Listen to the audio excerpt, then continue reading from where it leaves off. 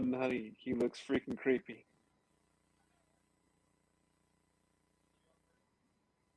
I'm ready, man. Look at me just lounging. Yeah. I'm gonna half dial it in. What? Ah, shoot. I was. We on the old Twitcheroo. Yeah, now they could hear me. Yeah, Yeah, yeah, yeah, yeah. yeah, All right, everyone. I don't know what's happening right now. Yeah, yeah. It's see, I'm Sam. Steve's is Bucky. You're Cap. Manderson. We're like, yeah. You making out with your niece? You making out with your grandniece? Yeah. But yeah, it's fine. Oh yeah. It's spanking time. Oh my God. Yeah. Do I have to add it to this? I have to add it to this now. So do you guys know about the spanking times and all that shit too, right? No, tell me. I actually was wondering what that was. Okay. Tell me, bro. Tell me all about it. Okay, so for like maybe 5 years of doing this stream stuff, we were like, yeah, we should do something about channel points and redeeming them. And so now when people watch the show, they will accrue channel points, like a reward for watching. I have yet to add that to this thing here because so it'll pop up during the stream. And during the stream, an audio clip is just going to show up and it's going to say it's spanking time, emotional damage, or oh, that's a big puss. All staples in the Nerd On world. Okay, so hold on. Like it. I like that it's spanking time. That's up my alley. Yeah, that's Corey. That's Corey for you. Hope everyone enjoys that part of this show. Okay, so that's gonna show up right here. Okay, I think we got it in there. Let me just make sure it's in there. Yeah. We need some Capeless Crusader channel points too. Oh my God, help me make them. Employ someone to make them because every time I raise an eyebrow. Oh, there it is. It doesn't matter. Mm-hmm. Okay. All right. Okay. I watched Clone Wars season 5, episode 14 through 16 today. The ones with Kenobi and Maul and Mandalore. This is so good. Different movie. Sorry, did you just say? What did you say, Steve? Different movie. I downloaded the wrong one. Oh, okay. Yeah, all right. Yes. Which one? Stormy. Just to make sure you know, Steve, we're talking about Star Wars tonight. Yes. Okay. Not Star Wars. I got the wrong one. Okay. I'm sorry. Along with Space Nuts. Anyway. Okay, there you go. It plays. Steve, is everything okay? I gotta ask. Steve, is everything okay? You know, personally, you've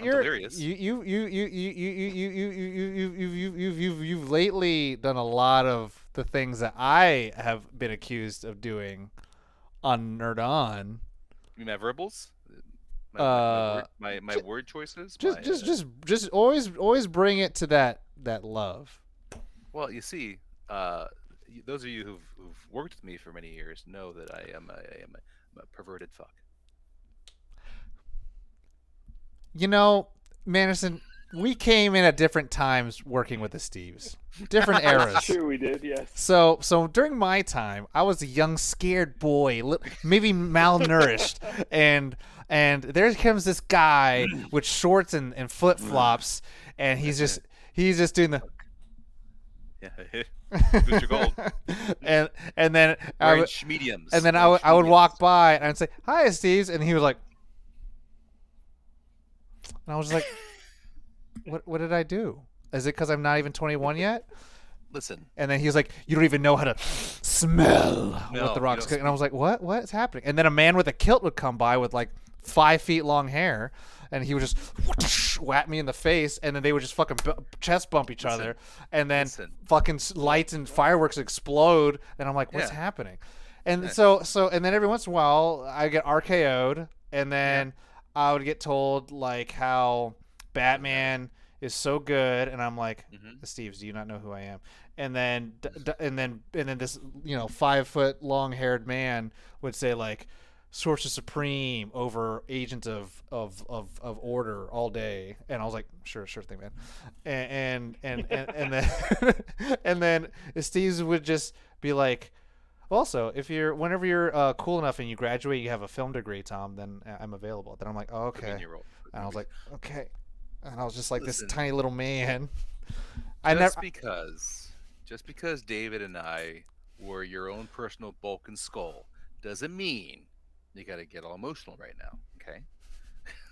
I mean, we were bulk and skull. We were your bulk and skull. It's fine. Yeah, every I know time you heard the song every time we walked in. Did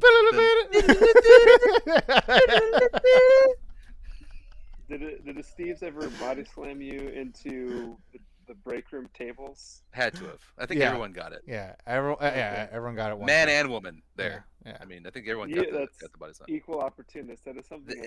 Everyone worked with me long enough to sell it well too. They sold it very well. I was proud of everybody. I'm pretty sure someone. It took me a few times. I'm pretty sure someone definitely got knocked into like the rack of all the electronics and just like tumbled down. They're like, I don't want to play anymore. Oh, Jay and I would do like action scenes against the lockers and like sell the pain to where the managers would open the door and think someone was hurt. Oh, good Jay and I were. Take your thing out. It was entertaining. Yeah. I did take it out. Did you take your thing out? I unplugged it from the adapter. Okay, I was like, he was getting everyone on the chat. He was getting helicopter sounds. Mamba, Ethan, how's it going? Yeah, he took the right thing out, right? We don't want the other thing out. Too late. All right. Anyway, they're both whipped out. Watching Revenge of the Sith tomorrow. Yeah. In my opinion, the best out of 1, 2, and 3. That's the best one. Revenge of the Sith. In my opinion, Revenge of the Sith. Yeah. I don't know, man. That third act with Attack of the Clones, Natalie Portman in that. Pew, pew, pew. The white suit. I was just like, the white pants. I bet it's my mic that's crackling. It is your mic. The only thing I could do, the thing is, you're using AirPods. You're not using the same headphones you were last time. The only thing I could recommend is that if there's a way to change your gain on your mic, which I don't know if you can with AirPods. On AirPods, who knows? That can be done. Let me see what I can do. Crackling Rosie. How's it going, Ethan? Who and Mamba? How's your night been? How's your week been? Is that better? I turned it down a bit. No. No. How about that? Is that? No. Yeah, I love it. You got to keep talking. You can't just like, how's that? I'm like, well. I'm not good at talking. I'm not really sure what I'm doing on a podcast or to talk. I just kind of do it.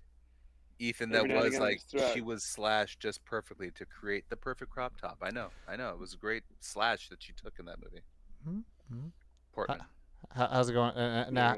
Huh? Wait, go on. Keep going, Anderson. What? That's good. Me? Oh, never mind. Okay. Not good. Dang it. Came back. Maybe if I just talk really quiet and monotone the whole time, it'll be fine. Finals coming up for Ethan. Oof. I do not miss being in school. Miss those days. No. I mean, I miss like the carefreeness of being in school a little bit. Yeah. But not the rest of it. Yeah. Can you disconnect? Not the swirlies. Not the swirlies. That was at work. David Barry and I did that. Can you? Right. Is there a way to disconnect your AirPods and connect them back in? Can you power cycle on the AirPods? What happens if you power them off and back on? Yeah, so there's the power cycle. Put them in the thing, close the thing, open the thing, take them back out. Is that really power cycling on AirPods? That's what I do. Guys. You can get. Oh. You know the power button? Whoa! What? Really? So now it's just. Look at that. You're good. Look at that. It worked. What? See, Tom? That is power cycling the AirPods. That is not real power cycling. That's not real. Did it work? That's some midichlorians bullshit. But it worked. Manderson's clear as day now. Yeah, I guess. You want to get started soon? Who wants to? Who's? This is your guys' show. I'm just here. This is my show. God damn it. It is his show. I'm just here because he needs an extra face. Yeah. Smack around. Tom, you're corporate. That's Yeah. why you're here. And I've been training like professionally, so you know. Yeah, there you go. Mamba, you are a genius. I'm actually a little disappointed in myself for not thinking of that because I used to be a genius. We forget genius moments. Okay, it's been years. Just saying, we forget these times. Forget things. It's been a while. Some things you try to forget. Yeah. That's why you have your emblem right where that the logo used to be.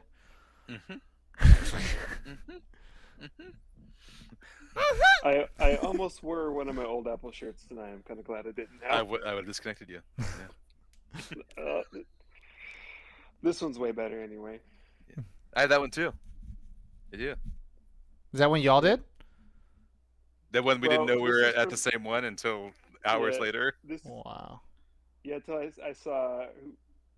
I think Jared forwarded me like a Twitter. No, I saw it on Twitter because I used to tweet back then. I don't anymore. Back then, yeah. Yeah. Back then. It was so long ago. Anyway, greetings and No. Do you want me to do the whole opening thing with and then point to you and do that stuff? I mean, it all goes on VOD with the thing. Sure. What? I mean. Okay. I'll do the pointy point. Point. Okay, I gotta make sure those are the right buttons. I have so many buttons. Okay. For this one, we'll still keep it like a podcast. So we won't interact with the stream with the chat too often until we're done with until the main part. And Steve's or Madison, you could tell me when. It's like, okay, cool. We'll take some stuff from the chat. So I'm gonna hit to the opening in 3. And then when I point at you, Steve, then I'll be like, you're ready. Okay. Point right in my face. Yes. 3, 2, 1.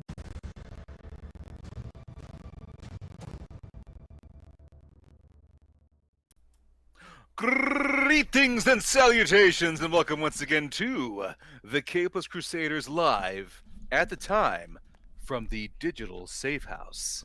Like the cowardly lion there at the That's right. If I were the king of the forest, I am one of your 3 co-hosts for the evening. Or yeah, it is. I can actually say the evening now. How about that? I can say it now because it's accurate. Yeah? And it's live. It's live. I am the Azorian one, Anthony Steves, joined by these 2 fabulous figures in the other 2 squares that you're seeing. First, with the guy down there with the AirPods and a Spartan T-shirt. This is Manderson. Wow, my voice just cracked. This is the Jedi are evil. Manderson, aka the son of Mander. I'm gonna stop talking before underestimate my power. And toss it on down to our Asian brother, the corporate overlord. Corporate overload. This is Tom at Tall Dark Not Ugly on everything from Nerdon at Nerdon TV and most things, or on Instagram, yada yada. Yeah, hanging out. Thanks for having me by and making sure that we could do this live show, baby. What do we talk about today? Always welcome to be here, Tom. And as always, this episode is brought to you in part by the Nerdon Nation, as Tom told you, powered by Patreon. Waiting for you. Not waiting for you, Manderson. Not waiting for you. The Nerdon Nation allows us to keep the lights on and up our quality. As a member of the Nerdon Nation, for as little as $1 to $5 a month, $1 to $5 a month, you get early access to episodes, a Discord community that is always popping, with some of the members right now watching us live. Available over at nerdon.tv/Discord. Bonus episodes and so much more. You can check it all out at nerdon.tv/Patreon. And of course, I didn't even try that. Don't even try anymore. I'm done. I'm done waiting for it because it doesn't work well with the live shows. Patreon. For anything related to the Capeless Crusaders and Nerdon, you can head on over to thecapelesscrusaders.com and nerdon.tv, your hubs for all things Crusaders and Nerdon. From there, you can find all our content as well as the rest of the Nerdon podcast family. Hey, everyone, how's it going? I did, yeah. So it's all good. We're doing D&D tonight, right? Yeah. No. So I got my dice right here. Got these Kraken dice. I got a little countdown for my life, and I'm gonna roll for initiative. No, we're not doing that today. Okay. What we're But doing they today. requested it last time. You know what? And they can request, and eventually it'll happen. Just not tonight. Oh. I like how Steve's has this like low angle for his camera, so he could totally do the Henry Cavill like reload. Yeah, I'm gonna reload the biceps. Reload the biceps. Okay. with a mustache. Today we are excited because we are counting down to the release of the new Disney Plus series, Obi-Wan Kenobi. 1, 2. coming It's out countdown. I'm Friday. done. Done. Obi-Wan Kenobi, the Disney Plus series coming out Friday, May 27th, or midnight on Thursday night. Yeah. So we thought we'd just focus on the old Star Wars, things we loved about Star Wars, our favorite Star moments, Wars. our favorite movies, what we're excited about to see in Obi-Wan Kenobi. Are we celebrating Ewan McGregor coming back? All that today. But as with any Capeless Crusaders episode, we like to throw in that little thing we do, that little thing we enjoy, and it's called Round the Horn without any horns. There's no horns right now. There's no horns. Are there horns? Yeah, there we go. There's some horns. Nowhere near the great quality Josh gave us. Round the Horn is where we go around our digital roundtable here and discuss the comics that we have been reading for the past 2 weeks now. I'll go first because I actually read again. I'm still reading, guys. I'm still reading. So proud of you. Way to go, Four Eyes. And here's the giveaway, of course, of what I was reading. Yeah, there he I'm is. offended by that comment, Tom. But it wasn't directed towards you. I know. Oh. I'm offended for him. I didn't mean it to you, though. I am continuing with the 1985-1986 run of Booster Gold by Mr. Dan Jurgens, not the guy who made the lotion. Glad you clarified that. I was wondering. At least I don't think. Mr. Maybe, Dan, did he do both? Mr. Dan Lotions. Dan Lotions. Did he do both? Maybe he did both. I don't know. Maybe In his book series Lotions 11. That's why all his characters are so beautifully lathered and clear-skinned. I am currently on issue 8 of the original series, where we finally get the cameo appearance from the last son of Krypton, the Man of Steel. Supes Baby shows up because he's not really happy with Booster Gold being this superhero who has like an agent and is marketing and is all up in the media. He's not a fan of it. Just went full Homelander. Right? A little more, yeah.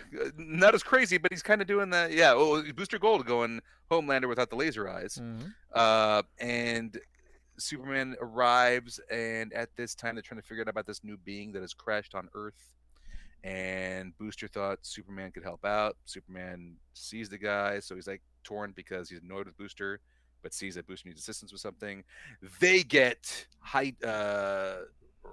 bamboozled and captured, both Superman and Booster Gold.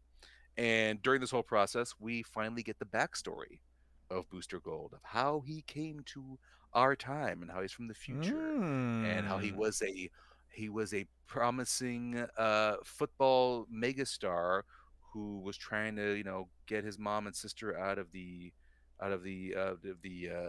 slums.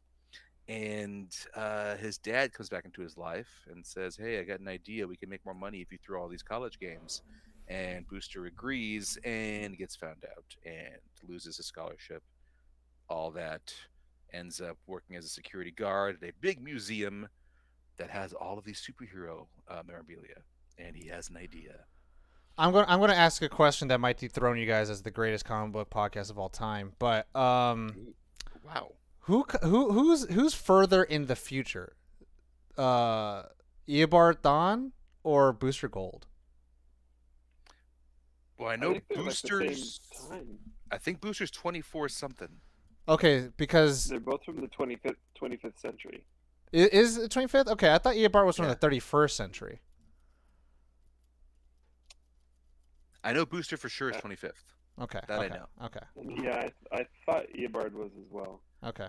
Best I know is that he also gets Rip. Rip Hunter. Yes, he has his time machine, Uh-huh. and that's what he uses to come back to in this 1985. And then they're all Legion of Superheroes. That's also further in the future, right? Yeah, the Legion of Superheroes is the 31st century. That's the one. Okay, that's the one. Okay, because I know I was like 31st is somewhere. 31st is somewhere in there. Okay, for sure. Okay. So yeah, that's it's just Booster's robot It's not Skeeter. Skeets. It is Skeets. Yes. It's Skeet on the wall. Skeet on the wall. That's it. Mhm. The window. Skeet has given the backstory of Booster Gold to Superman, so Superman is now suddenly understanding. Okay, well, I don't like his methods, but I get what's behind all this. So that's where I'm at right now. Getting a Booster Gold backstory, baby. Okay. Yeah. Okay. It's important. The guy important that to Tom understand the said, character. I'm the hero that I resemble. There it is. I just say you would more likely be him. Who I would wanted you to portray in the DC universe back when was Shazam, and you hated that. You hated that. Yes, until we had an episode of the Capeless Crusaders when we heard that either John Cena or the guy who played Gallivant were the two names up for grabs to play Shazam, where I decided to John Cena rap how I would do a better job than both those guys. Which is available on YouTube.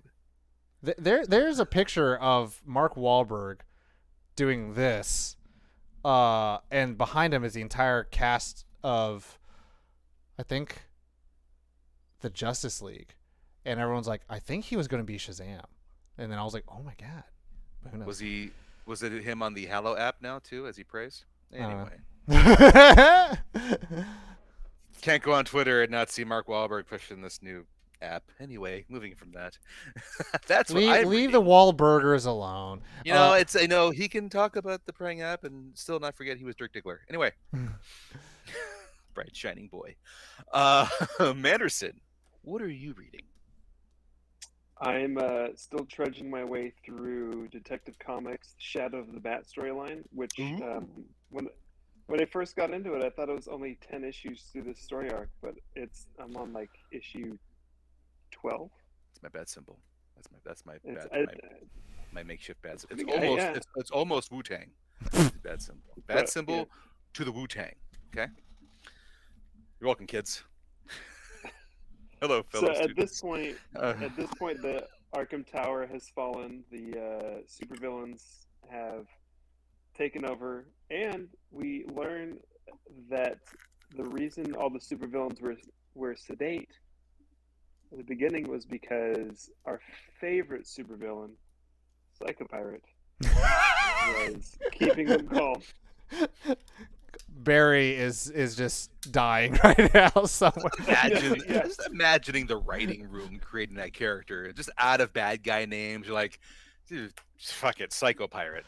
It's just every time you say Psycho Pirate, Barry just like, my sciatic. A little part of it dies. I feel it though. I mean, that name is just like one curly hair of his straightens out. Psycho Pirate. But besides that, he's kind of a cool character. I mean, he's pretty powerful with what he can do. But yeah, it's a bad name. Anyway, yeah. So Psycho Pirate has been shot and is no longer in control. But he's still alive. Hate to see it. Nightwing got thrown out of the tower window by Scarecrow. But how were his pants? Tight. They were on point. Nightwing don't skip leg day. He does not skip leg day. No, he does not. Nope. No, he does not. He didn't skip booty day either. Squats. No, he don't skip leg day or booty day. Yeah. I like how Dick became the most thick boy and just thirst trapped so hard. Listen. Dick is thicker than you know. He's thicker. Anyway. He's thicker than a Snickers. That dick is thick. But like think about it. Like wow. Dick Grayson, this little boy wonder, literally got so sexy in his adult years that like he is literally like a poster boy thirst trap. It's weird. Yeah. Think about that. The thick thirst trap. There you go. That's what's going on. Batman finally showed back up. He's been gone for a while, and he's back. Hey! To save the day. So everything's going to be okay because Batman's back, and Dick Grayson's falling out of the window. Everything's going to be all right. Batman's back. All right. Okay. All right. Dick. Any other books? That's what I've been focusing on. Actually, I went on vacation, and I read...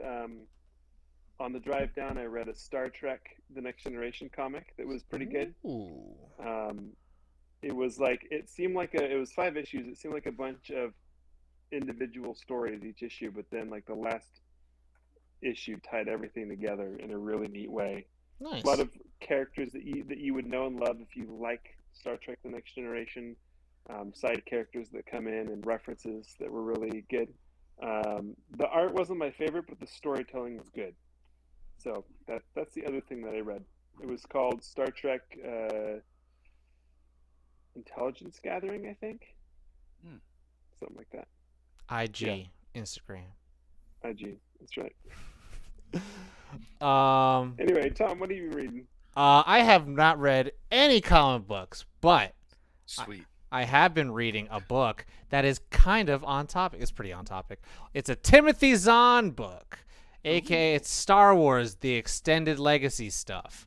Topical. And it's a book called Allegiance, and this was recommended to me by my big bro, Creston. Shout out to him, who's like, if I'm like a Batman fan, he is like the Star Wars fan. Like he knows everything. Like he could tell you all the books and all that stuff. And he cried when Disney bought them boys up and was like, all those books not canon. They don't matter no more. And it was rough. But so let me pitch y'all. Manderson, do you know this book, Allegiance? I don't, but I know who Timothy Zahn is because I just finished the Throne trilogy. There you go, Thrawn, baby. He wrote that. Yeah, Thrawn. So Allegiance. Let me break it down for you. Let me pitch it to you. This is gonna sound so cool, so cool. Break it down. So let's imagine between episode 4 and episode 5. So New Hope and Empire Strikes Back. Star Wars, Empire Strikes Back, right? The Death Star just blew up Alderaan. The Death Star got exploded. Luke is a hero. Han and Leia are like, but like I do know. And so now we follow what's his name, Lorne or Michaels? I don't know. There's maybe there's a stormtrooper, right? So there's a faction of stormtroopers who are all like, yo, we joined the Empire to establish order because we found that order was safe, but Alderaan definitely did not have an entire planet full of rebels. This is not the Empire I joined. And they're like, I don't like this. And then they keep getting these assignments that they're just like, I'm not accepting this. I don't like this. And it's like to kill women and children. They're like, we did not sign up for this. We have to fight rebels. We're here to fight combatants. And then our main stormtrooper guy, who's got this deep voice, because they're not all clones anymore. They're all different people. Right. Yeah. He and a small squad that he was with at the time get pulled into an interrogation room, and one of those Imperial guys with the gray suits and the French fry hat and the Mentos on their chest Mentos comes out and like pulls out his blaster and starts threatening the dude and was like, you better listen to me, boy. And then Stormtrooper's like, I am a Stormtrooper. You don't talk to me this way. No one knows how bad we are because we shot up Luke's parent. That line Ben was like, only the precision of a Stormtrooper. Anyways, and then he like kills the dude. He kills the Imperial dude, and then the entire squad's there, and they're like, we're not gonna rat out our own, but also I think we have now just committed treason. We have to escape the Empire. And so they go to this capital city, and they're like, what are we gonna do? And then they kind of keep seeing like, oh, like these people are being like this crowd of this city of people that we're like living amongst are getting ravaged by these pirates. Like, let's take out these pirates. And psycho pirates. Yes, psycho pirates. And they That's all we wanted in Star Wars. psycho pirate in Star Wars. And they, I haven't finished the book, but we all know that they're going to systematically kind of like liberate this city. And all the while, this is following Mara, who you don't know in the films because she's never introduced, but in the books, I like the way they do like the royalty or the system of power. So Game of Thrones, there's the hand of the king, and then there's the Kingsguard. So in this, Vader's like the Kingsguard. He's like, I'm gonna kill everybody. And then the hand of the king of Palpatine is Mara, who is also a Force user. and she sees Vader's like looking up some stuff, and she don't know why. And then she looks it up. He's like, I'm smarter than him. And she looks up, and he's looking up the travel logs, or just trying to find someone named Luke Skywalker. Ooh. And then she's like, why? And for all the extended lore fans of Star Wars knows, Mara ends up marrying Luke Skywalker. And it's really cool that this major cool spoiler assassin. alert, haven't gotten there Wow.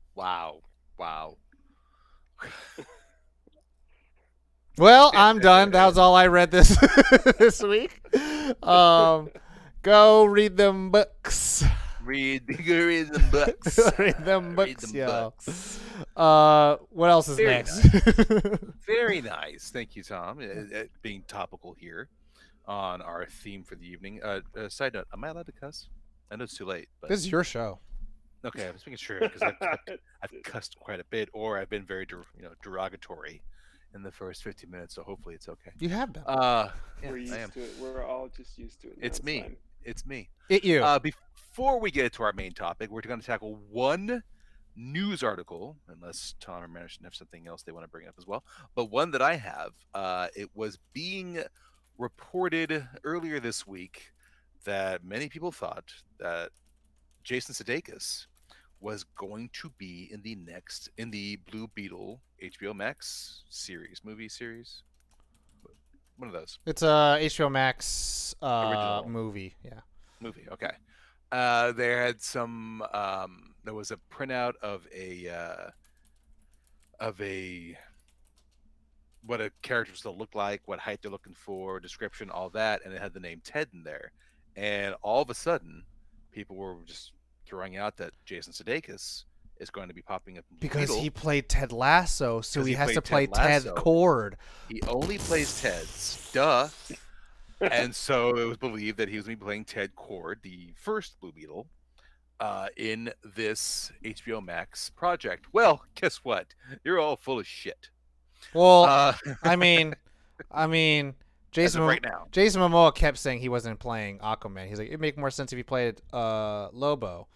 And then Tatiana Maslany kept saying that she wasn't playing She-Hulk. Actors lie. I'm just saying. Actors are liars. Actors are professional liars. As of this moment, y'all are full of shit. Jason Sudeikis isn't in DC's Blue Beetle movie, despite internet rumors, according to Entertainment Weekly. The leaks look good, though. They do. The leaks for the suit look good. And I could totally see it happening. I mean, I jumped to a conclusion because when the first article came out, it simply said Jason Sudeikis is going to be in Blue Beetle. Not that he was playing Ted Cord, or I didn't read the article far enough. And the first thing I thought of, I'm looking at Jason Sudeikis' smile and his eyebrow arch, and the way he parts his hair, I see Booster Gold. Looking at Jason Sudeikis, he could totally be a Booster Gold. So I was upset because ready for that news yet. Let's imagine that it's not going to be a Steve's, right? The Hollywood actor that would potentially portray him for me, Sean William Scott. Stiffmeister? Stifler. Yeah, that's who I would have him. Just like kind of a douchey piece of shit, but like, you know. Whoa. Okay, POS. That's fine.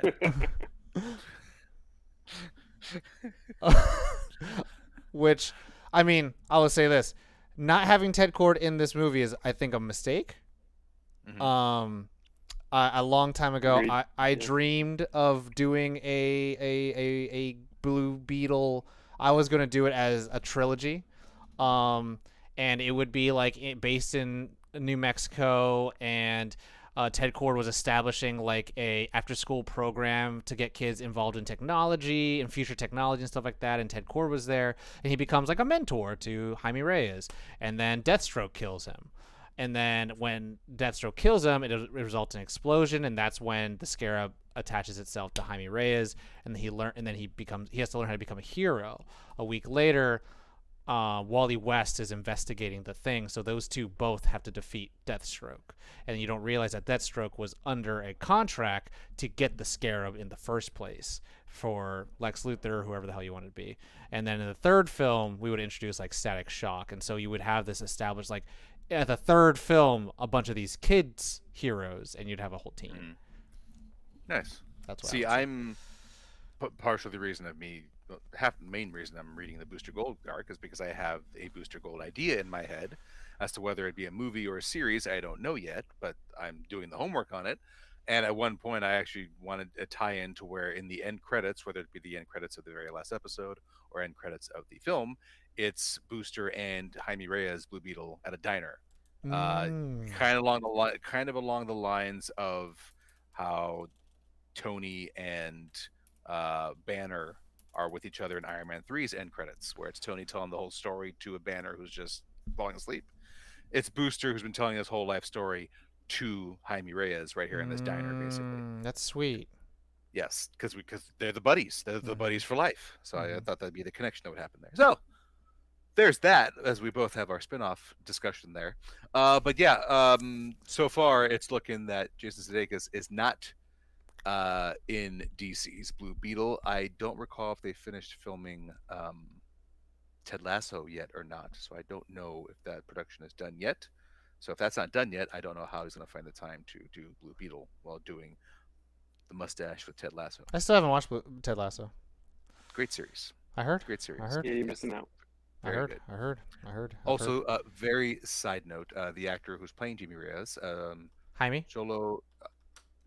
Wow, why did I say Jamie? I just read it because you're missing Jamie Burgess, the genius. That's what it is. Evil mad scientist.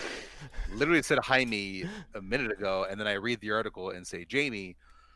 Jaime Reyes, the actor playing him, Zulo Meraduena.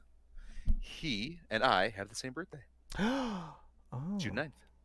See, it's destined for us to be Booster and Beetle together. Yeah, he's like a year younger than you, right? I think so. A year or two. Amy's supposed to be really young. I don't know why they got somebody that old to play him. Okay.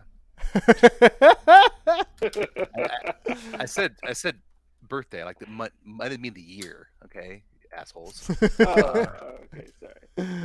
Now I'm gonna just search and see when his year is, because it's probably 90s. It's probably 1998. I'm guessing. Not even June 9th, 2001. Perfect. So I'm June 9th, 82. He's June 9th, 2001. Was that 30 year difference?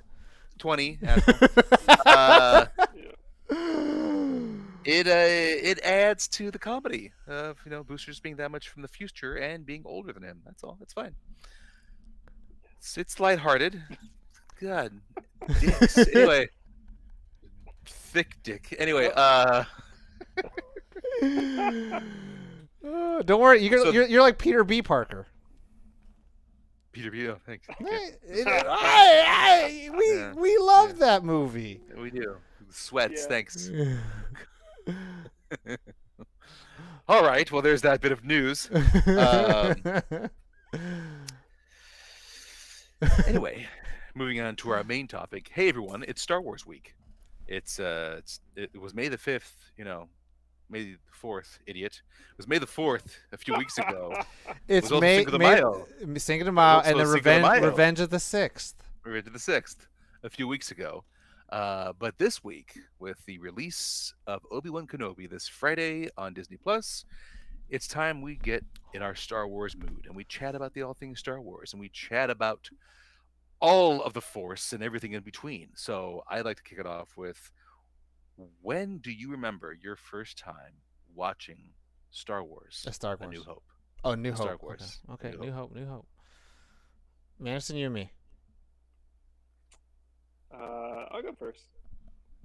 I recall every summer I'd go to my grandparents' house with my cousins, and they didn't have a TV my cousins didn't have a TV where they grew up, and so watching Star Wars trilogy with them was like the thing. You okay? Somebody call 911. Hey, chat. I know sometimes you ask us questions. I'm asking you guys. Who taught Steve's how to drink water? I got a drinking problem. Continue. Drinking problem. I remember watching it with my cousins. I was probably like 6 years old the first time that I watched it. I had no clue what I was getting myself into. But I mean, this is 30 plus years later, and I'm still, Empire Strikes Back's the best, but that original trilogy still holds a Easy. special place. Not there yet. Right. Sorry. I jumped the gun. I apologize. Tom, what about you? I am pretty sure it was in the little black case protector that had the trilogy. You had Darth Vader's face, a stormtrooper's face, and then Yoda's face on the spine of these VHSs. And I couldn't tell you exactly when it happened, but I just remember like we just started watching them, and whether it was like one day we decided or it was just like put it in. I don't know what movie that is, and then we watched it, and I was like, "What's this?" Okay, and then we would go back and watch all the movies. But yeah, that's like I remember it's like that's Star Wars, and that's a thing.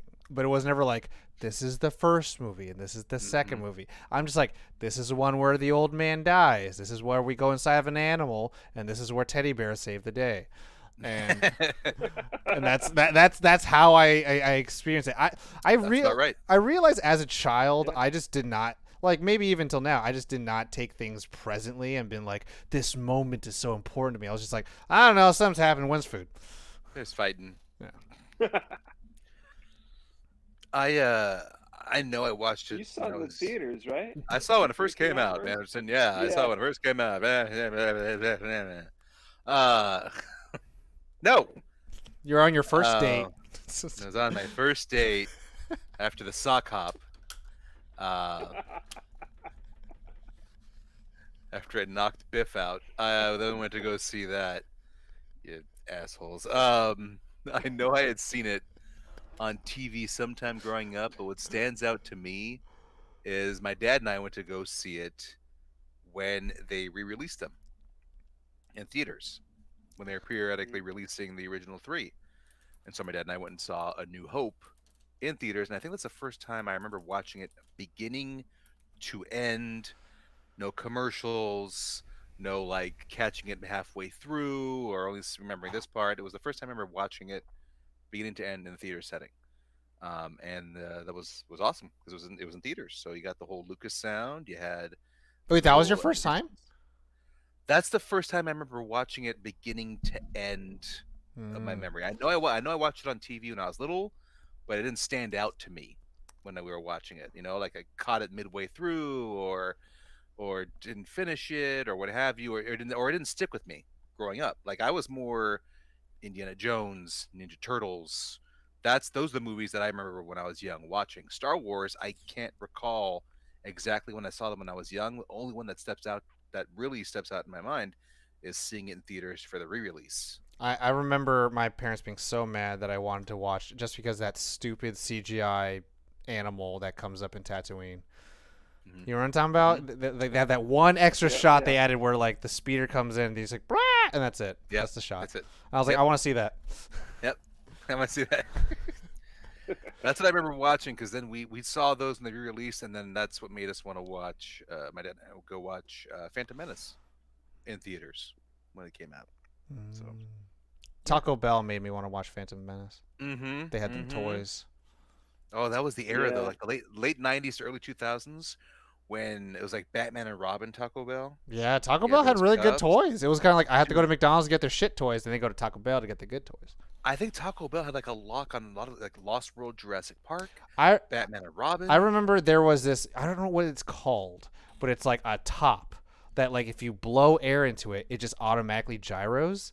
And there was a Men in Black UFO that you could do that with, and so you could just blow air into it, and then you'll just hear it whirring, and then you just lay it on the ground and just keep spinning. And it's like it was magic. I wanted to Taco Bell like had a lock on all the blockbusters that came out late '90s to like 2001, and then that was it.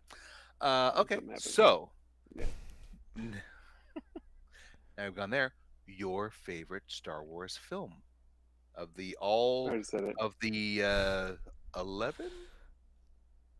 9.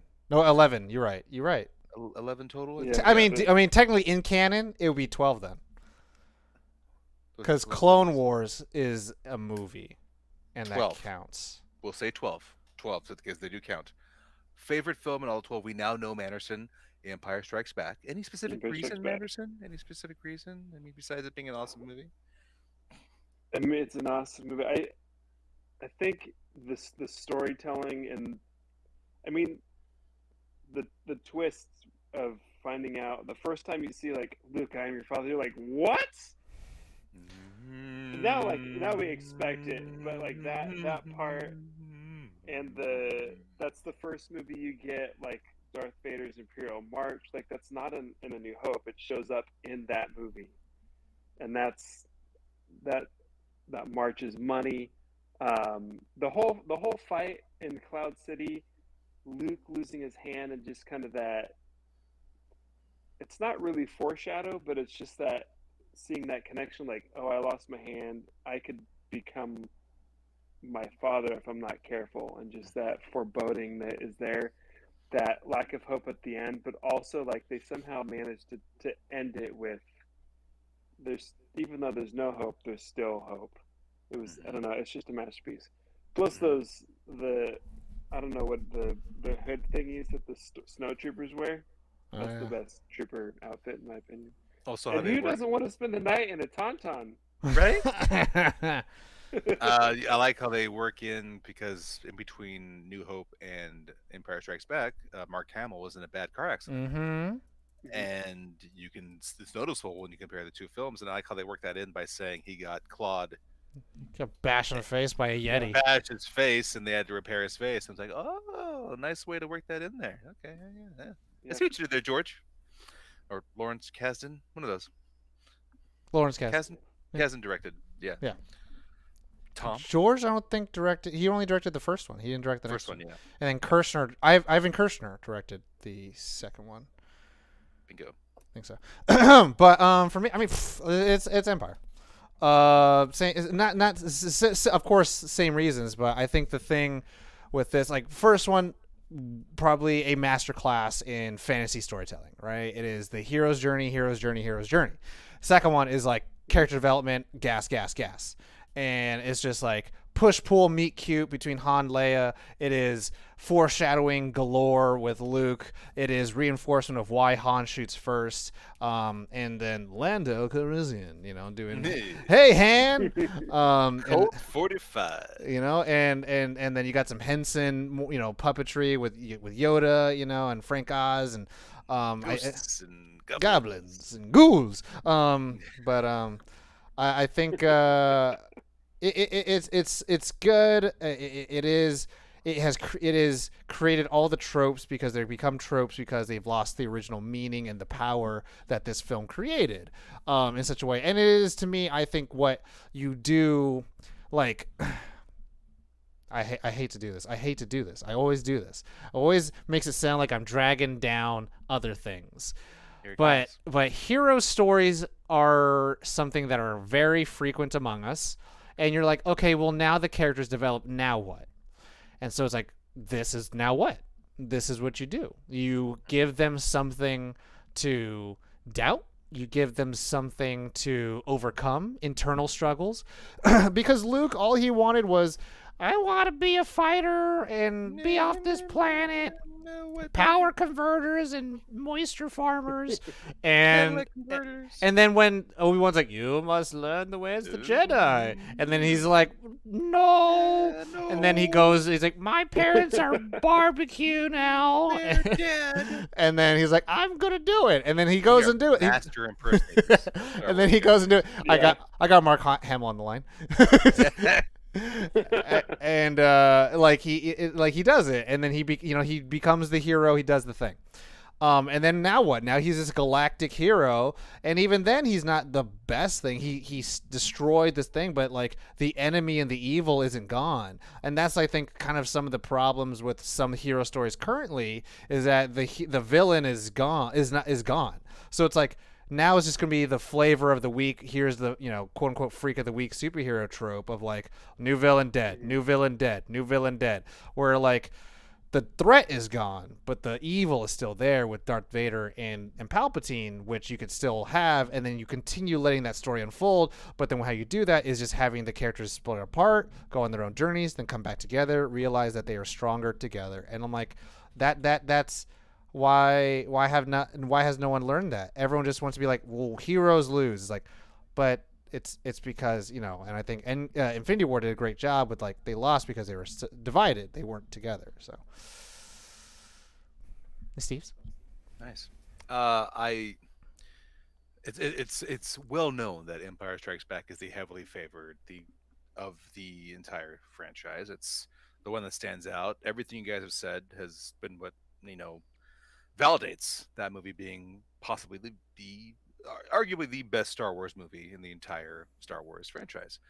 I do have a really big soft spot for Rogue One. I like Rogue One a lot. I love That's that my second favorite. Yeah. I love that when that came out, it was just they made it very clear that this wasn't an episode. This was gonna be different. You didn't get the titles flying up. You didn't get you get just right into this opening scene. And it just felt like the cinematography in Rogue One was just amazing. Just those wide shots. I mean, the shots with on the tropical beach where the stormtroopers are there, like, to your point, it just felt like this feels like a good new installment to this to Star Wars, and I won't criticize it here because it's not this episode. Note to self: try to find something you like that Tom won't criticize. I have critiques. It's good, but I have critiques. Hey, I like the Prestige. I like the Prestige. I have qualms. I like it a lot. I like the Prestige. I like Mad Max. That's the one thing I get to qualm about is Mad Max Fury Road. Just one small thing in that movie that sticks out to me every time I watch it. You know what it is. We talked about this. Mommy Milky? No. Mad Max Fury Road is a beautifully filmed action film. Amazing work, visuals, everything. I hate when my ears can tell when something is audio ADR. Later. ADR. The ADR. Yeah. I hate when it stands out to me. And it's My not name's Max. Yeah. Yeah. Fury Road isn't the worst too. Like it's middle of the road. There are some really bad ADRs out there that I know right away, like TV shows, like even SVU has had moments where I'm like, you sound like you're in an office and you're out in open land. What the Fury Road has moments though where I'm like, that wouldn't sound that way in the scene they're in. That doesn't make sense. And that sticks out to me. That is the only weak thing I ever take apart in Fury Road. That's it. Everything else is amazing. It just, when I watch it, my ears, as you can see, ears are my strength because not my eyes. My ears pick up that shit like that. And that's all. Anyway, here's my one thing I get to critique. And there you go.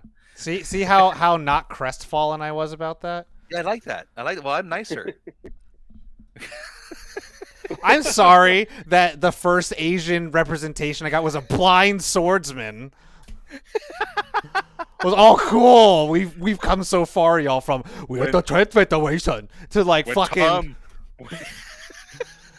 to now martial art guy, and I'm like, okay, cool. When Tom comes to critique, it's like, motherfucker, here we go.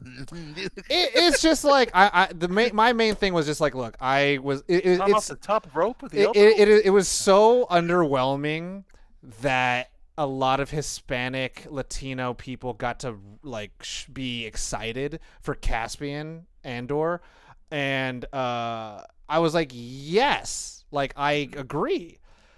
But what the fuck happened with the Asian guy? It's like you went one step forward and then you were like, nah, we'll take any step in front of the Trade Federation. And you're like, shit, man. Donnie Yen, man. I mean, it was like almost like, let's just do a token black guy too. It's like, fuck, man. Like you had Lando Calrissian, but then now you got some guy saying Zam. You know, it's like shit. You don't need that. But they're like one step away from that. I mean, goddamn, this cast though, when you look at it, Jesus. Yeah, I mean, having them there front and center, part of the crew and all that stuff is cool. I just felt like I was like, man. Felicity Jones, Diego Luna, Donnie Yen, Ben Mendelsohn, Forrest Whitaker, Mads Mikkelsen, who's only in the beginning, but Riz Ahmed. Mads Mikkelsen's throughout. Oh, that's right, he's throughout. My bad. No. Jimmy Smith, Jimmy frickin' Smits. I love Jimmy Smith. Fucking Senator Organa, so good. Jimmy Smith's the treasure. Anyway, so there's our movies. favorite Star Wars characters. Characters, how many? I'll give you two. Okay. Two. Okay. Anderson. 2. Two. We do have a question in the chat that we can add on top of this. I did see that. After this, yeah. After this. Yeah. Chewie and the Ewoks. Nice. Very furry of you. I'm just kidding. They don't. Yeah. I was gonna say solid. Solid. I do like Chewie, and I'll say he's in my top 2 because he's so reliable, and like no matter how badly things go, he's right there in the thick of things, taking care of his friends, keeping the Falcon from falling apart, even though for some reason Han can't keep the freaking thing together. Han. So yeah, Chewie's definitely up there, and then I think like part of the irreverence of Han Solo just makes me want to like him, because it's such a serious, like the whole galactic war thing is so serious, and then Han Solo is just kind of like, yeah, whatever, I'm here for the money, but also not. See you for the show. To get ready. Yeah. Now go. So I'm gonna go with the OG Falcon crew. Okay. Nice. Still solid. Still solid. Yeah. Tom.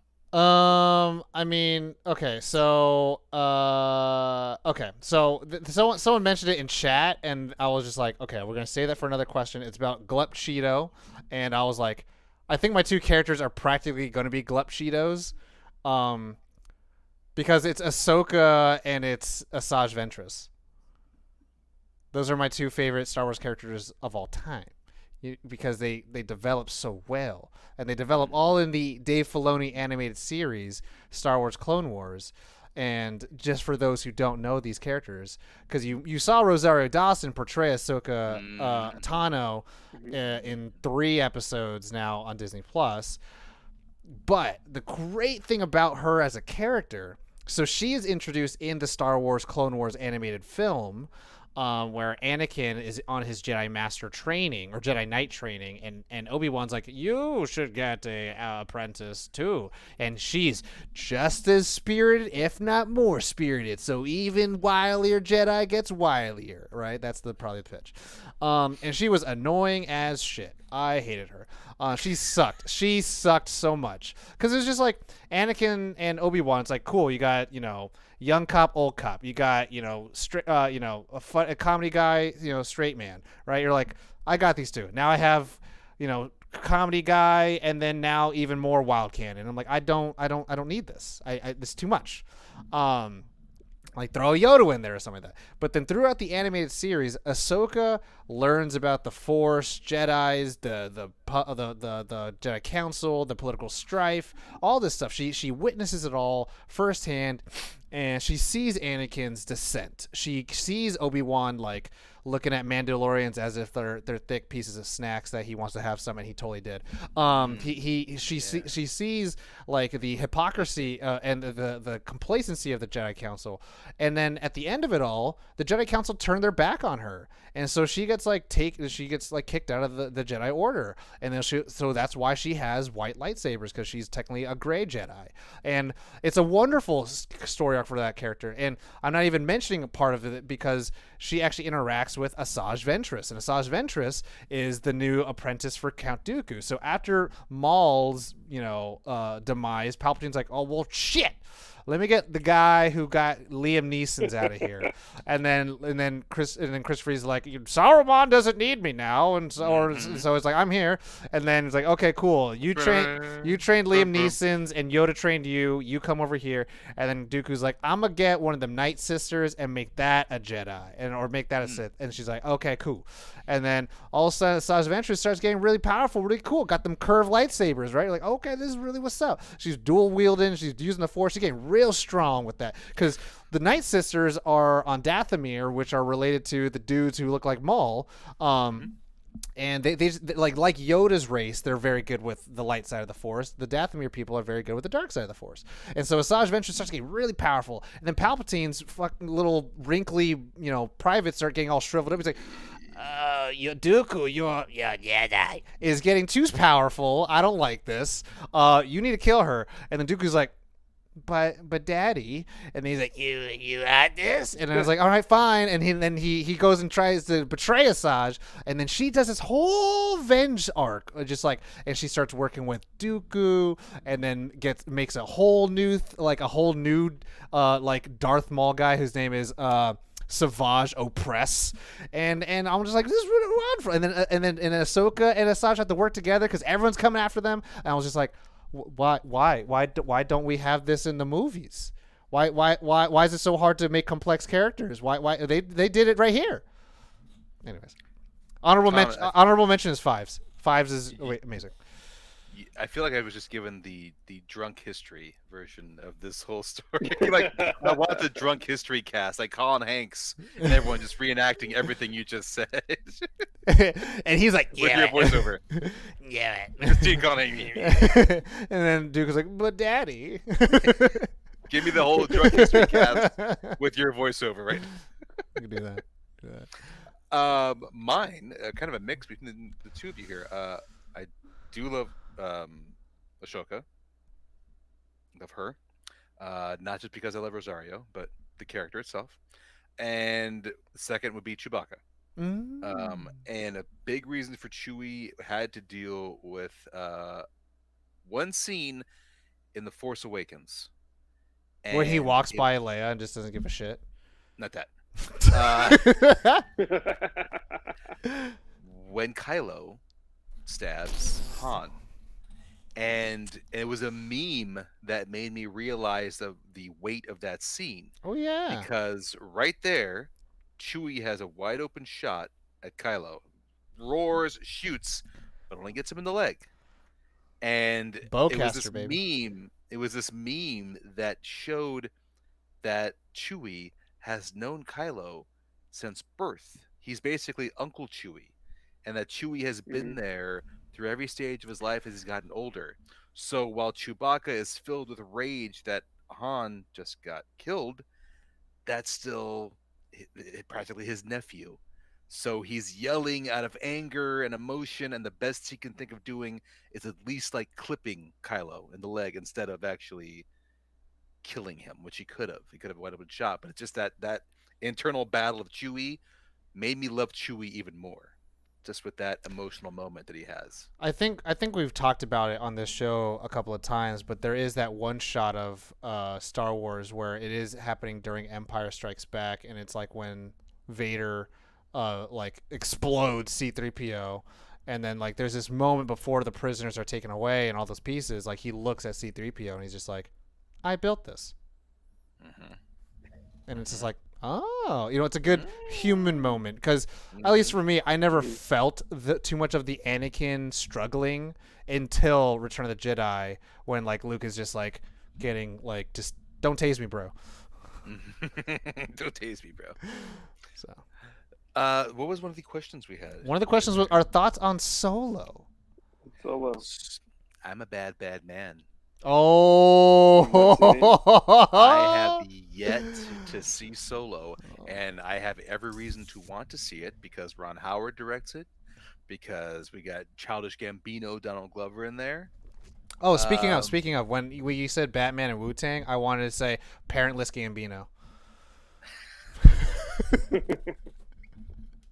Nice. This is Gotham. Yeah,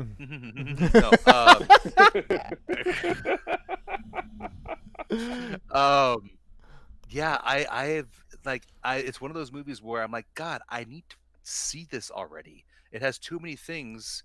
I mean, Howard and Donald alone, I want to see it, and just like something comes up where it's not available at the moment, or I have something I have to do. But Solo is one I want to see, and yet have not seen it. Do you I not apologize. have Disney Plus? I do, and I know it's right there waiting for me. But man, Ours, Okay, so they're it's been just a great show. filled. We're gonna cut it short so that the Steve Cut can it go watch short. Solo. We'll I'm get gonna go back. watch Solo now. I'm gonna go We'll get watch back to Solo. you. I Uh, want to like it. I want to enjoy it. I have yet to watch it. so, Yeah, I liked it. I thought it was fun. It got a lot of flack, if I recall correctly, and I think I can see some of why it got that, but The I maintain recasting of original characters. Is that that no, I can't no, remember. no, no, no. It wasn't that like there was? the I read there greatest movie, was. but it was good. No, I read there was some hate no, about no. casting Han Solo. No, Kathleen Kennedy is trying to sound diplomatic and smart when it's like, no, Alden Etridge was never the problem. Okay. You idiot. I lost my train of thought. Why was it bad, Tom? Oh, here's my bag. Here's my bag of flack. So Affleck. two things about this. Okay. So originally it's Chris Miller and Phil Lord, and then Ron Howard took over. And when Ron Howard took over, I felt like I can feel it. I can feel like this is where he took over, didn't it? Because it kind of just felt very like, well, now we're just going to be a kind of just like a safe movie. We're not going to do anything risky. And a lot of people might say, like, that's good because we don't want you to take any risk with the character that we love, right? You know, why do we need a Joker movie? Why do we need Secrets of Dumbledore? I don't know. But, like, they're like, let's just do this. And they took I liked some things that they did. Amelia Clark's character was cool. The secret reveal at the end. Paul Bettany's character is really cool. The idea of this, like, heist crew is really cool. But the heist is, like... I would want the heist to be the main point of the film. It is made to be as if it's a big portion of it, but we know it's so much more because the promise at the beginning is so much more of like, well, I need to get back to my love, my one true love. And then in the middle of it, it's like, well, now you're going to also become the smuggler that we all know and love. Donald Glover is great in it. Sure. I think there's a lot of great things. I think none of the cast is the problem at all. I just feel like the writing is a little too safe where they're just like, they want to pretend that it's risky because they introduce this character who's a robot who's like, I believe in robot rights. And then it's made to be like a joke, but I'm like, I don't know why you would make a joke about robot rights, Disney. And then make fun of like abusing robots, and this robot wants to liberate robots. And at the very end, saves everyone. And so we're like, okay, so robots are good, right? What happens at the end of Mandalorian season 1? Robots save the day, even though they're like, my existence doesn't matter. But you're like, I don't know what you want from me. Do you want me to say that people should have rights or people shouldn't have rights? Things that have sentience should have rights, or they shouldn't have rights. What do you want from me? I don't know what you want from me. And then they're like, we're going to take your guts and rip it out and do other things with it. I'm not going to talk about it. And that's a spoil for Steve. What we should do to answer the question is just go watch Star Trek: The Next Generation Season 2 episode Measure of a Man, and we'll come back to this. You know what? And that's the thing where I was like, that's why I've been like so hyped to like, I'm hyping myself for like one day, Tom, you're going to go into Star Trek and it's going to give you all the answers that Star Wars is too afraid to answer.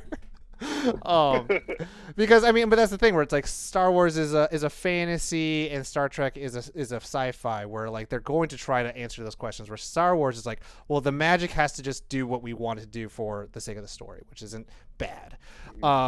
Anyways, the real flack that Solo got at the time was, I think similar things to me, was that like they just felt that it was almost like kind of like a, well, are you going to continue this or not? It doesn't seem like you're very committed to it, even though they led to an idea that like this would have a sequel. And I think people are just kind of not plussed with how the plot, like I'm telling you, that second act kind of like takes a lot of air out. And in that third act of like doing the space speed thingy and doing the parsecs, whatever the hell, all that stuff, we had the Millennium Falcon, all that stuff is like, everyone likes that stuff. That's all good stuff. It's good storytelling for the fans. But Kathleen Kennedy was like, oh, what we learned was like, we can't recast these characters and hope that they're going to capture the magic of blah, blah. I'm like, that's not it. What you'd want, the bad thing is what you do is if you wanted Robert Pattinson to do Christian Bale or to do Ben Affleck or to do Michael Keaton and not say, Robert Pattinson, do your own thing. Alden and I don't know how to pronounce his last name. He played young Harrison Ford in Age of Adeline. So it's, of course he would play him, right? But it's like, are they allowing him to take the role and letting him do it, right? You know, Daniel Craig, hey, we just want you to be like Pierce Brosnan. Doesn't work, right? Nope. You have to be your own Bond. So, like, it's not necessarily that the casting was wrong or that they're trying to recapture, like, Harrison Ford's Han, but it was like, well, we haven't gotten a chance for him to actually make this role his.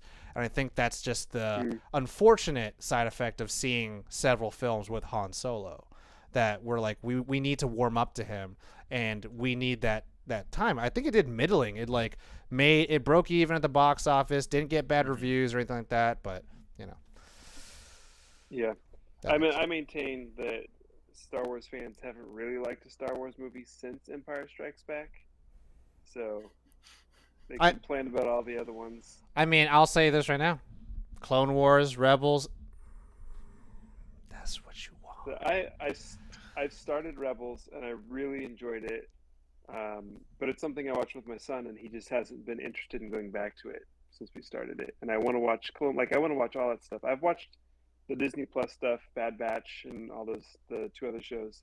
I really love Bad Batch. I haven't seen Bad Batch yet. But man, ooh, it's good, and it ties into Clone Wars. Yeah. They introduced that season 7, yeah. Yeah. So, yeah, I had another thought. I don't remember what it was. I'm losing all my thoughts on trains. Well, yes, Steve's. That was all the topics I wanted to cover on this. Do we have any other? We opened up to anything? What about Kenobi coming up? Is there anything? Yeah, what are we excited for? We are looking forward to the Obi-Wan. Are we excited to see Ewan McGregor back in the role, or could we care less? I'm excited. I liked his Obi-Wan. I think Ewan McGregor is a gem of a human being. I don't think there's anything wrong. I don't think he's done anything wrong. I hope, God, please.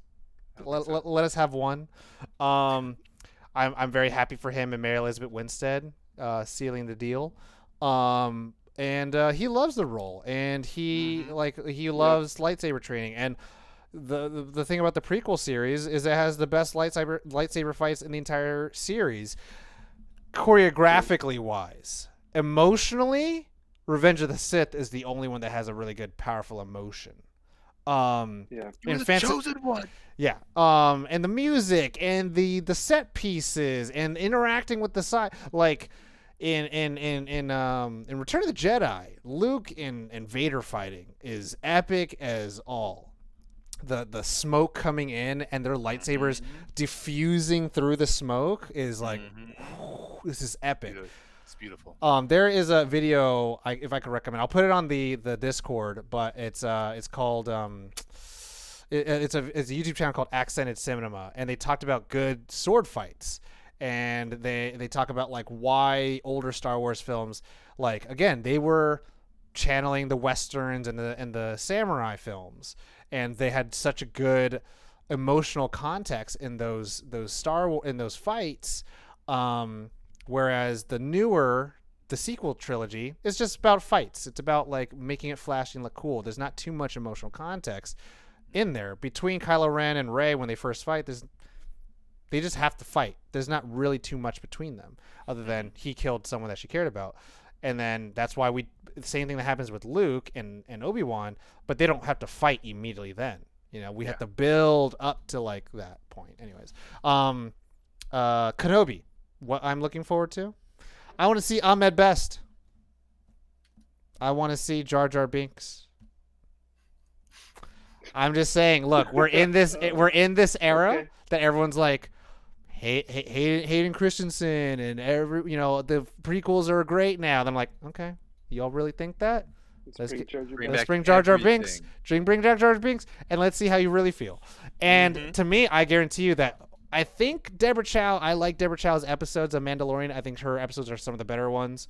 Other ones are kind of stinkers.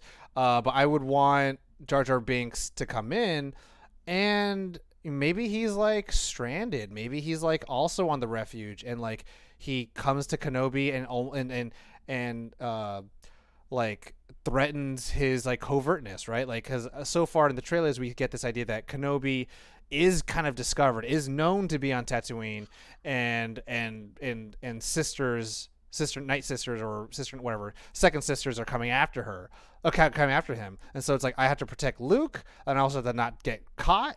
And then if Jar Jar comes in, like maybe 1 or 2 episodes, and it's just like, hey, Misa's scared, right? Like I need help. What do I do? And then Obi-Wan has to kind of protect him, and then also try to find him a good place to live, right? Like I think that would be cool. It would then, potentially redeem any sense of like, the same way the Endgame was like, remember Dark World and Age of Ultron, those 2 movies that everyone didn't like? We're gonna make them very relevant, and you're like, okay. I would like to see that happen for specifically Ahmed Best, the actor, and the character. I'm realizing that there's some cast members I was not aware that was in this. First off, O'Shea Jackson Jr., Ice Cube's son, does not have a name for his character yet, but he is in all 6 episodes. It's Saul Guerrero. And Sung Kang as 5th brother. Oh, okay. That's right. Our boy, our boy whose family, good old Han from Fast and Furious, is going to be in this Kenobi series. Oh, Han's in there? That's Han? Yeah, that's Han. Yeah, he's in it. Yeah, you know his name in Fast and Furious is, right? It's not Han? No, do you know if you look up Han, Fast and Furious, his name in Fast and Furious is Han Solo. Shut up. Like Seoul, like Korea Seoul, and then that's his name is Han fantastic. Solo. Well, now he's in Star Wars. Now he's a part of the Star Wars franchise. He better. I swear to God, he better not be a blind swordsman. If he's a blind swordsman, I'm out. Or if I want him eating something. Or if he's like, I very well calculation. If he does that shit, I'm out. I'll throw the whole TV out the window. I want him to continue the Fast and Furious shtick of always eating something. Give him a bag of something. He's sitting there. Yeah, sure, whatever. Yeah, the Force, cool. Yeah. I would just like him. He was just like the green milk. Also, Kumail Nanjiani is in it. He's in this too. We got an Eternal in there. We have an Eternal in here, and those are the only names I wasn't aware of. I know Hayden. I know Ian McGregor, Rupert Friend, and Joel Edgerton. Joel Edgerton. Ever since Warrior, I'm like, I want him. I want him in everything. Joel's great. He's too good. He's too good. Joel's fantastic. Joel Edgerton, and his brother's great too. His brother directed a short film called Bear, and that's a very good short film. Everyone should watch. Joel has a brother. I forgot about that. Yeah, because Joel, I remember the first time I saw him, he was in King Arthur with Clive Owen and Keira Knightley. He was one of King Arthur's. Keira Knightley, who was in Phantom Menace. Bingo, full circle. Look at that. We did that. The stand-in for Padme. Mm-hmm. Yeah. That to the Wu-Tang. That to the Wu-Tang. Okay. I'm just excited to see Ewan McGregor back as Obi-Wan. I'm excited. I just excited to see that. I like the Ewan, since he was Mr. Trainspotting, Moulin Rouge. I've pretty much liked him what he's in everything he's done. So I like how he's gonna have. Ever done. I like how he's gonna have that same Jude Law effect with Dumbledore, where it's like he's young Obi-Wan. He's like, I'm 50. It's like I'm still the young one. Still younger. Yeah. But I'm happy to see you in with the role and continuing on. Yeah. So. But also, I'm very curious how Hayden Christensen's not just gonna have like a 2-episode cameo.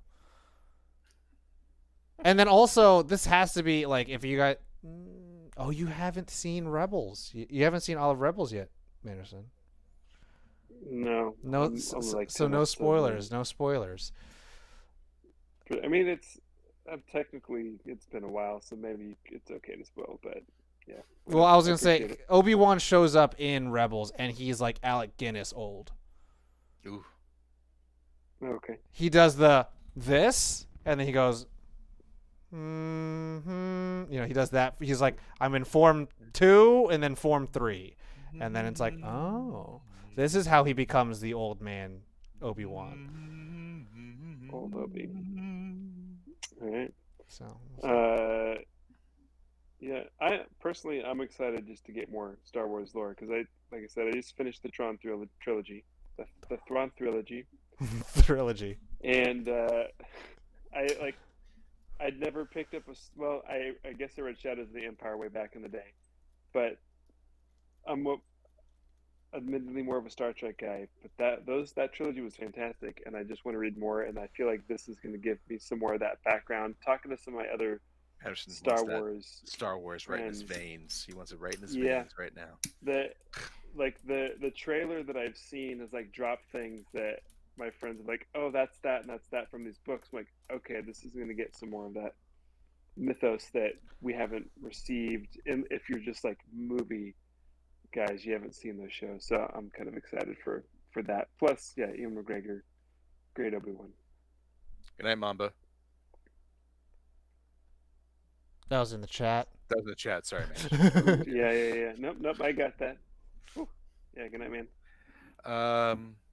Yeah, that's all I had for us because I'm out of questions for you. That's the Star Wars dialogue I was looking for this episode. Okay. Well, Yeah. I mean, man, I feel like I want to go in on like so much good Star Wars stuff, and none of it is about the movies. Like, oh man, Yeah, that's where that's our primary knowledge base. So. Well, I mean, Manderson, you're on the road, Manderson. You got them kids, and you're gonna watch Clone Wars. Steve's, you got them kids. You could be watching Star Wars Clone Wars too. I started Clone Wars. I'm still like the beginning episodes, but I did start it like a while back. Barry made me watch it. Fives is all. When you see these episodes with fives, you'll be like, I just need like movies about the clones.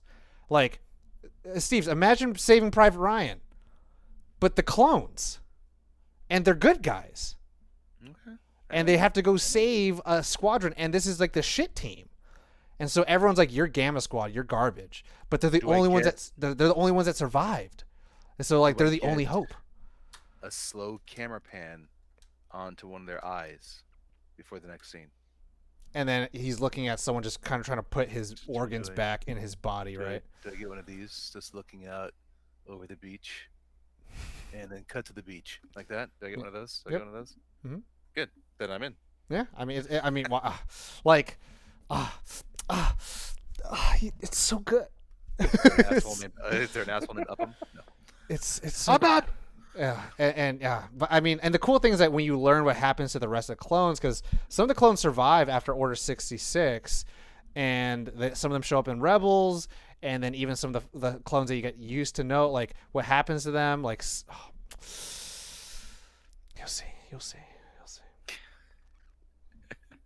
Maybe that'll be my goal in life, is to have Tamora Morrison age up, and I can have him play old clones that survived after Order 66. There you go. Yeah. In my movie. Good soldiers follow orders. So good. that was like, that's in Allegiance, man. Okay. Well, that might need to be the next Star Wars book I read, is Allegiance. Yeah, it's one of 3. I'll do the Thrawn. I don't think I've done through Thrawn. I kind of know what happens in it, and in Rebels, Thrawn's everywhere. I don't know if you knew that. I did, yeah, and that's what I want to watch even more because of that. Steve's, you'd like Thrawn. Yeah? He's a blue man. Is Mara in any of the animated stuff? No. Because Rebels is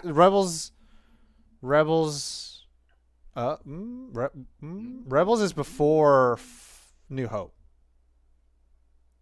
Yeah. Mm-hmm. Yeah, it's before New Hope. So yeah, Mara, I don't even think it's introduced until like I don't know what book, but Yeah, she's introduced after New Hope. Thrawn is like a dude who wears like the white. He's like an admiral. He wears this white suit, his blue skin, red eyeballs, and literally boxes the destroyer droids with his bare hands. His bare hands. And he's not even a Jedi. He's no Sith. He's just a normal dude who's just like that strong. I'm just a dude. He's wicked smart. And he's wicked so smart. So smart. Wicked smart. Wow. Fucking smart. He went to fucking Harvard. He's so wicked smart. Okay. Is Thrawn the same species as Cad Bane? I don't think so, because I think Cad Bane's eyeballs are really big, and also Cad Bane got embarrassed on Boba Fett. I'm just saying. Oh, man. It's like this is the thing. We're like Marvel Cinematic Universe. Nothing is generally very bad. There are some things that are like stellar. Is anything like, oh my God, this is the second coming of Christ? Maybe. Star Wars, it gets like holy heaven, Lord and Savior. This is where good people go. And then there's like, whose cousin fucking wrote this? Who got hired off the street and wrote this with their bloody finger? Like, what happened? Random turnoff right now. I don't think I've ever asked you, which MCU stories do you consider the stellar?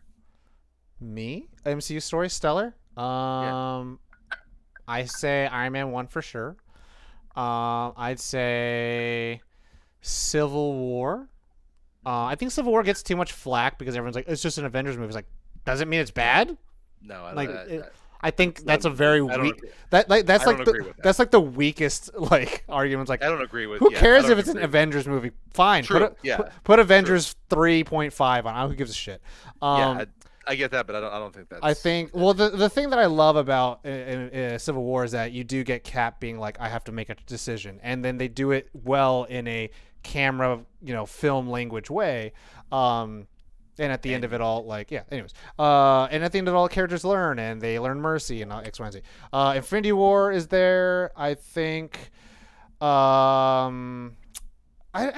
hard to say about Spider-Man No Way Home because I don't know if it's so good as a movie or is it so good because it's a celebration of movies. Like, Endgame is like, is it as good as Infinity War or is it good because it's just a celebration of the MCU, right? I always say Endgame. You can't really love Endgame without having seen Endgame. Needs all the other movies before. Of course, yeah. It's like it's an amazing finale to the Infinity War saga, to the Infinity Saga. It's an amazing finale, but it requires previous knowledge films for you to really enjoy it. You can't just go into Endgame without having seen everything else and get the same reaction that we all got in that theater at night when everything was happening. Yeah. I'm sorry for the random MCU. I just wanted to know what Tom's favorite Marvel movies were. In the MCU at least, yeah. In the MCU, yes. Winter Soldier was on your list. That surprises me. As I keep going further and further, I think the thing about Winter Soldier that I think I liked so much when I first watched it was that like it kind of took itself seriously. And then it wasn't far off till other ones kind of took itself seriously too. So I was like, is it good because it took itself seriously, or is it good because for the first time I'm seeing that, or is it good because Captain America: First Avenger is so starkly different, so it feels good to compare the two, right? Where I think a lot of people are like, oh, it's a spy thriller. It's like it's spy thriller light to me. It's not like it's like as if when people say Star Wars is sci-fi, it's like. It can be. There are same mechanisms, but it doesn't go as far as it needs to be. Where the most spy thrilliness of Winter Soldier is that you can't trust the government. Okay.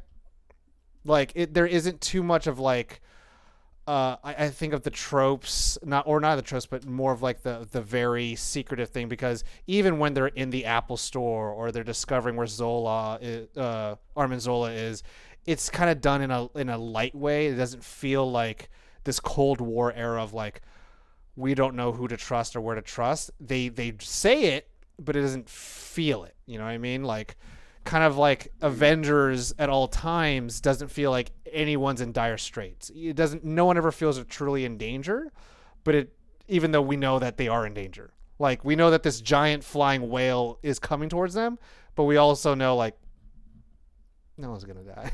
Right. Army. But yeah, so no, I mean Winter Soldier, he would be close in that echelon for sure, like above the rest. But I think in terms of like these ones should definitely get much more, so much more praise. I think than I think those are the ones that I'm like, yeah, those are really good. That's our random MCU spin-off here for our Star Wars episode that I derailed us on. Yeah. Thank you guys. Thank you very much for the Star Wars chat as we prepare for Obi-Wan Kenobi coming out this Friday on Disney Plus, along with many other things coming out this Friday. Stranger Things on Netflix, Top Gun Maverick in theaters. It's summer movie season and streaming season, it seems. So we hope you enjoy Obi-Wan Kenobi, and if you do or you don't, tweet about it and tag us, the Capeless Crusaders and Nerd On. Let us know what you think of the first episode. Are they just dropping the one episode, right, this Friday? As far as I know, are they doing two? I have no idea. For some However reason, many I they feel drop like it on was two, Friday. but I don't know. However many they drop on Friday, don't forget to tweet about it. Let us know what you think. Talk about it in our Discord. We'll chat with you there, and have some fun with the old Star Wars and the Obi-Wans and the Haydens and the. It means the Jedi who are evil. Let's just hope it doesn't sound that way. Side note, I already have an idea for our next episode. It's since the next Capeless Crusader stream. No. Oh. Since the next Capeless Crusader stream will be June 8th, barring any, events. It's a day or two before another big release that I'm excited for. So we're going to be talking about all the things Jurassic. Oh, I'm in. Da da da da da da. No, wrong John Williams name. Oh, okay. Yeah, that's sorry. Dun dun dun dun dun dun dun. No. Oh, okay. Since Jurassic World, more classic. Jurassic World Dominion comes out June 10th, and so on that episode, we'll be talking about everything in the Jurassics. And Tom, if Corey is free that night, he's free to join, and hopefully he and I don't get too violent regarding which sequels we prefer in the Jurassic Park trilogy. We all know it's all gonna be. Dun, dun, dun, dun, dun, dun, right, that one.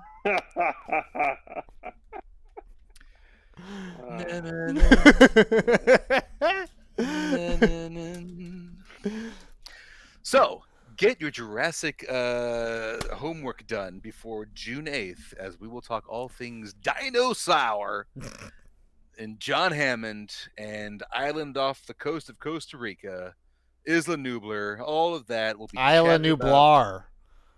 I know. Sorry. Sometimes I can't tell when you're saying Jamie or Jaime or I said dinosaur like DNA. I know that. Barbasol shaving cream. All that will be discussed on June 8th, right here on your favorite Nerd On Nation channel. Same bet time, same bet channel. But until then, we hope you all enjoy Obi-Wan Kenobi. Let us know what you think. And that does it for the Capeless Crusaders. We hope you all have a beautiful evening and keep on crusading. This is your show, we'll Steve. Work on it. This is your show, Steve. I'm testing it out. See how it goes. And, because we crusade. Because we crusade for truth, justice, and a better tomorrow. Good morning. Good morning. Good afternoon, everybody. Good night, Nerd On Nation. Hope you enjoyed.